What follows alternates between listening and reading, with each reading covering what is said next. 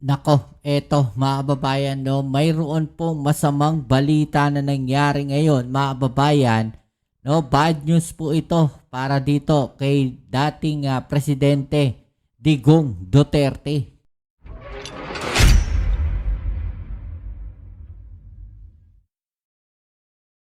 Alright, so welcome back dito sa ating channel dito sa Bobs TV. Okay, so ito mga kababayan, mayroon pong breaking news ngayon mga kababayan na kung saan ay mayroon pong masamang balita. No, dito po kay dating Pangulong Duterte mga kababayan, kay Digong Duterte mga kababayan. Okay, at siguradong ito pong mga supporters po niya ay mag-iiyakan na naman po. Unti-unti na pong iniiwanan si Duterte mga kababayan. At isa nga po, no, sa umalis po o iniwan etong si Digong ay walang iba kundi yung mismong abogado niya mga kababayan.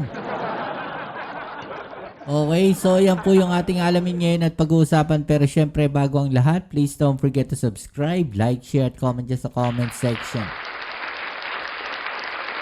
Okay, so ito pag-usapan natin mga kababayan, no. Ito pong abogado, no, ni Digong mga kababayan ay iniwan na po siya. No, kasama po nung isa pa atang abogado, no. Iniwan na po sa ere si Digong mga kababayan. No? Siguro sabi nito wala nang pag-asa, makukulong na to. Sabi nga ng iba mga babae natin, okay lang na umalis na si Kaufman kasi malaki na kinita daw. Ha? Malaki na daw kinita ni Kaufman kaya iniwan na sa ere si Digong. Okay, so ito ayon po dito sa balita mga babayan, Nicholas Kaufman request to withdraw as lead counsel in former President Rodrigo Duterte Crimes Against Humanity case in the International Criminal Court. To.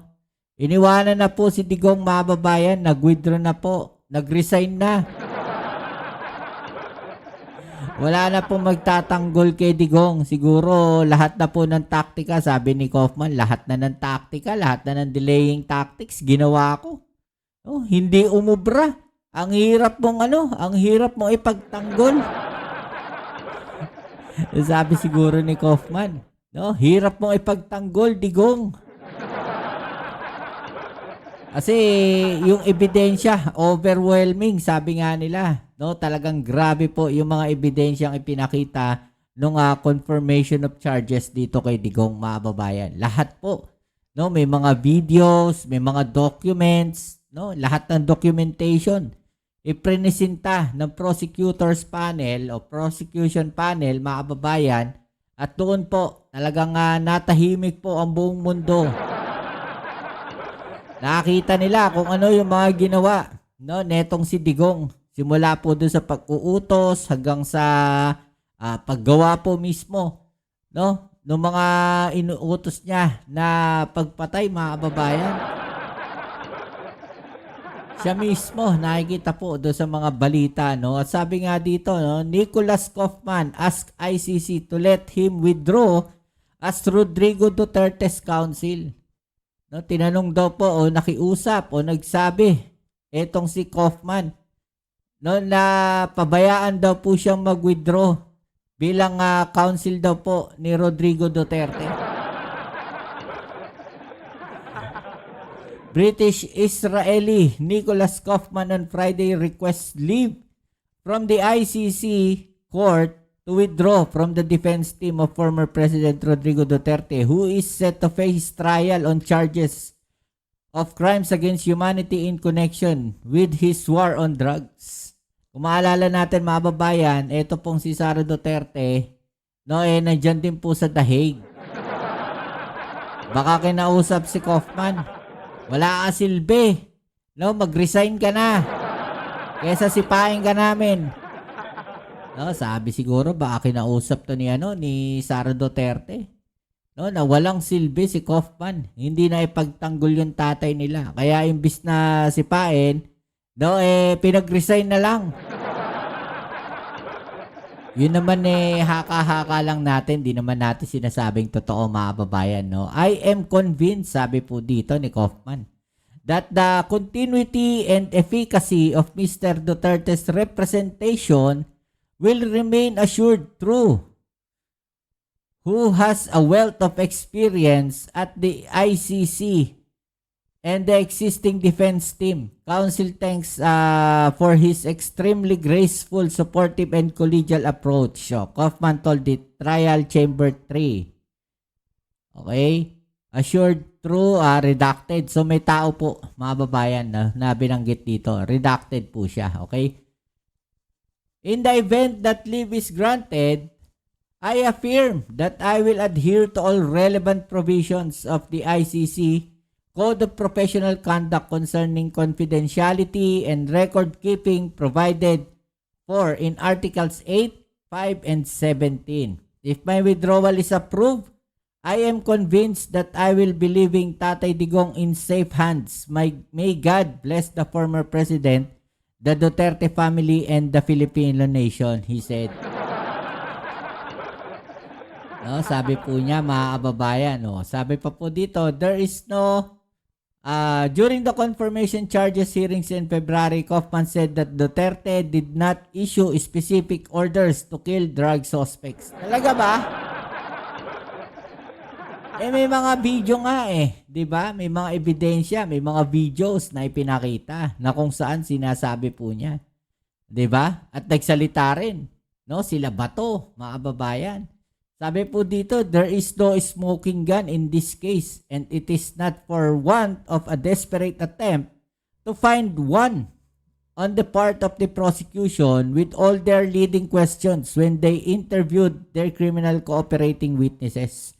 No one witness relevant to any of the 49 incidents with which Mr. Rodrigo Duterte is charged will testify that he received a direct order from the former president to go out and kill someone, sabi dito. Such a suggestion is not just incomprehensible. Sabi niya dito, mga babayan. No, prosecution knows it is not enough simply to assert that Rodrigo Duterte said outrageous things and deaths occurred. No? So, kung naniniwala po si Kaufman, mga babayan, kung naniniwala po siya, mga babayan, na hindi po nag-utos etong si Digong. No, na wala po siyang direct na utos na gawin po, no, yung mga nangyari na yan, napatayan. Mga babayan, bakit kaya siya nag-resign? 'Di ba?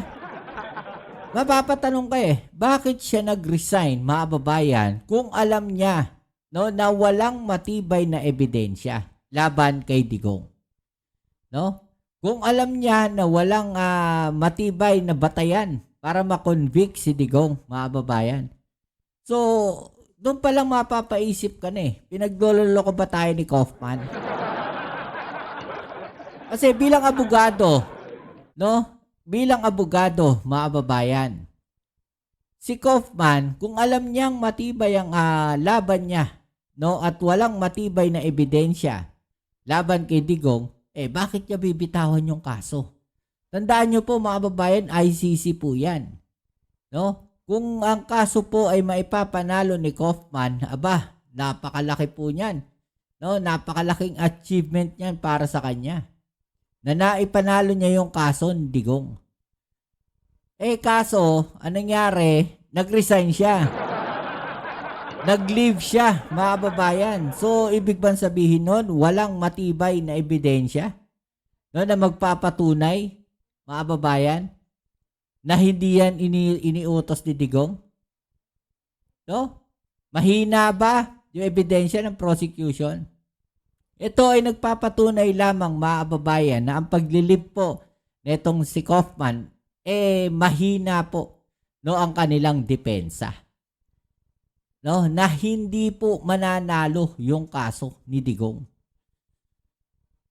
Mahina po, mga babayan, yung kanilang mga argumento. Hindi nila kayang ipanalo si Digong. Baka aminado po siya, mga babayan. No, o baka naman nakukonsensya na siya. Ah, o baka naman ano, kota na mga kababayan, kota na. Baka kota na si Kaufman. Oh, better to jump shift than to go down with the boat when it finally sinks. I guess self-preservation is in action here. No, talon na raw bago lumubog ang barko. Oh, maybe he knew that the evidence is really true and clear, and with that, he can no longer defend him.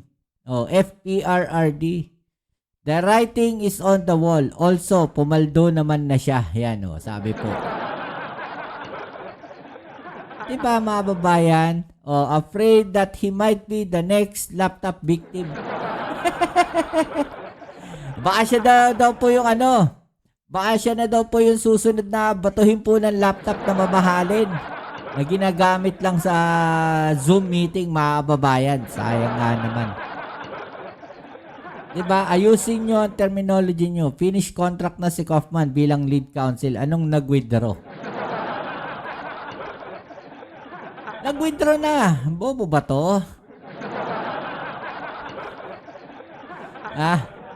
Oh, mga babayan, finish contract. Isipin mo ito, Gles. Para sa'yo. Finish contract si Kaufman. Hindi ba pwedeng mag-withdraw? Hindi ba pwedeng mag-renew? Simple lang yan eh. No, kung sa tingin ni Kaufman na kaya niya na depensahan itong si Digong, mga kababayan, no, pwede pong ano yan, pwedeng i-renew. No, pwede po siya mag-renew. Oh, i-renew siya, mga kababayan, kung may kontrata man yung mga yan. 'Di ba? Pero hindi eh. Siya mismo siguro, alam niya sa sarili niya na matatalo si Digong. Kaya nag-leave na lang siya. Ito pa masamang balita dyan, matindi. Ito matindi dyan, mga kababayan. Ito malala dyan. The ICC Trial Chamber 3 grants the request of French lawyer Dov Jacobs to withdraw as associate counsel for former President Rodrigo Duterte. Jacobs submitted his request on May 7, a day before Nicholas Kaufman filed his separate request to withdraw as Duterte's counsel.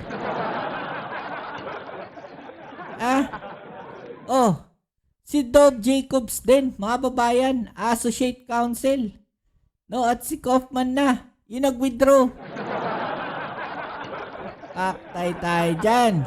No, may nauna na, mga babayan, na nag-withdraw pala bago si Kaufman. Dalawa na sila. The request indicates that the accused has expressed an interest. The request indicates that the accused has requested an interest in reorganizing his defense team in anticipation for the trial phase of this case. The request notes that Mr. Jacobs' withdrawal would not affect the continuity of the accused's legal representation, which remains assured by the lead counsel and the existing defense team. Having considered the present stage of the proceedings and particularly noting that the lead counsel continues to represent the accused, the chamber is of the view that no prejudice arises or inconvenience is caused by accepting Mr. Jacobs' withdrawal. The judges have yet to rule on the separate request filed by Kaufman, mga babayan. So marami na pong umaalis. Marami na pong tumatalon. Marami na pong tumatalon, mga babayan, at tiniiwan na si Digong.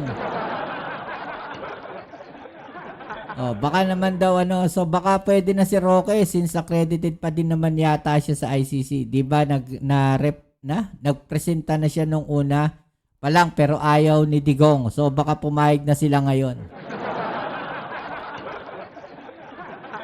'Di ba? Dapat yung anak na lang, one take lang raw yung bar eh. Nga, bakit di na lang si Sarah, mga babayan? Matalino naman siya, 'di ba? Take 1 lang sa bar exam. Mataas pa yung mga grades, mga babayan. Matindi. No, magpa-credit na lang siya sa ICC o kaya si Harry Roque. Bakit nga ba ayaw nila si Harry Roque? Baka kasi maungkat mga babayan na baka sa huli pati si Harry Roque makakasuhan din. Okay, so yan, hanggang dito na lang muna ang ating video ngayon mga babayan, no? So muli, kita tayo sa ating next video. Maraming salamat sa lahat ng mga patuloy na suporta dito sa ating channel. Ito po muli ang inyong Kuya Mavs, It's Mavs TV. Peace. I'm out.